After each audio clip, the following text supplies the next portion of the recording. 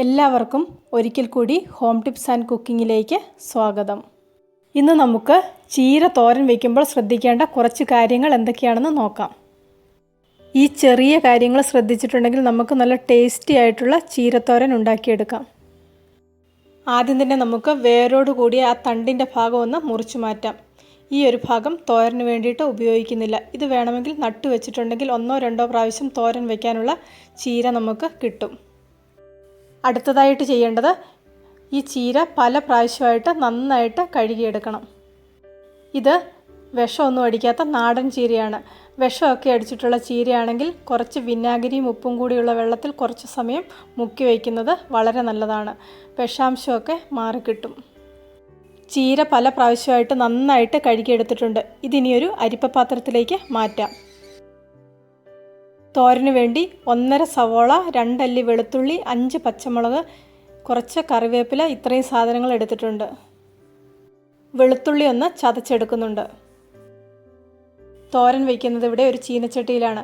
എണ്ണ ചൂടാകുമ്പോൾ അതിലേക്ക് കടുക് ഇട്ട് കൊടുത്തിട്ടുണ്ട്. കടുക് പൊട്ടി വരുമ്പോൾ കുറച്ച് ജീരകം കൂടെ ചേർത്ത് കൊടുക്കാം.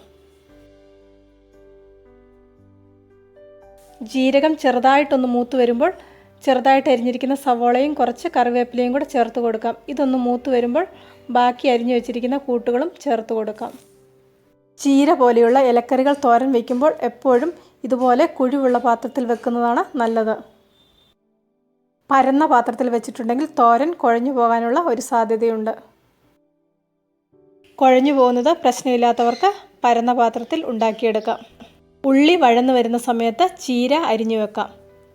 ചീര അരിഞ്ഞത് ഉള്ളിയിലേക്ക് ചേർക്കുന്നതിന് മുമ്പ് തന്നെ കുറച്ച് ഉപ്പും കൂടെ ചേർത്ത് കൊടുക്കുന്നുണ്ട്. കൂട്ടുകളൊക്കെ ഒരുവിധം വഴന്നു വന്നിട്ടുണ്ട്. ഇനി ഇതിലേക്ക് അരിഞ്ഞു വെച്ചിരിക്കുന്ന ചീര ചേർത്ത് കൊടുക്കാം. കുറച്ച് തേങ്ങ ചിരകിയതും കൂടി ഇതിലേക്ക് ചേർത്ത് കൊടുക്കുന്നുണ്ട്. ഇനി ഇത് നന്നായിട്ടൊന്ന് ഇളക്കി യോജിപ്പിക്കാം. ഇതുപോലെയുള്ള ഇലക്കറികൾ വേവിക്കുമ്പോൾ എപ്പോഴും തുറന്നു വെച്ച് വേണം വേവിച്ചെടുക്കാൻ. ഇലക്കറികൾക്ക് വളരെയധികം വേവ് കുറവാണ്. ഇതുപോലെ വെള്ളവും ഇറങ്ങി വരും. ഈ നടുഭാഗം ഇതുപോലെയൊന്ന് ആക്കി കൊടുക്കണം. അതിനുശേഷം ഇടയ്ക്കിടയ്ക്കൊന്ന് ഇളക്കി കൊടുക്കണം. പല പ്രാവശ്യമായിട്ട് ഇതുപോലെ ചെയ്തെടുക്കാം. അവസാനം വെന്തെന്ന് മനസ്സിലാകുന്ന സമയത്ത് തീ കൂട്ടിയിട്ട് ഈ വെള്ളം ഒന്ന് വറ്റിച്ചെടുക്കാം. ഇതുപോലെ ചെറിയ കാര്യങ്ങൾ ശ്രദ്ധിച്ചിട്ടുണ്ടെങ്കിൽ നമുക്ക് പെർഫെക്റ്റ് ആയിട്ടുള്ള ചീരത്തോരൻ ഉണ്ടാക്കിയെടുക്കാൻ പറ്റും. ഉള്ളിയിലേക്ക് ഉപ്പ് ചേർക്കുമ്പോൾ ഒരുപാട് ഉപ്പ് ചേർക്കാതിരിക്കാൻ ശ്രദ്ധിക്കണം. തോരനൊക്കെ റെഡിയായതിന് ശേഷം ഉപ്പ് പോരെങ്കിൽ വീണ്ടും ചേർത്ത് കൊടുത്താൽ മതി.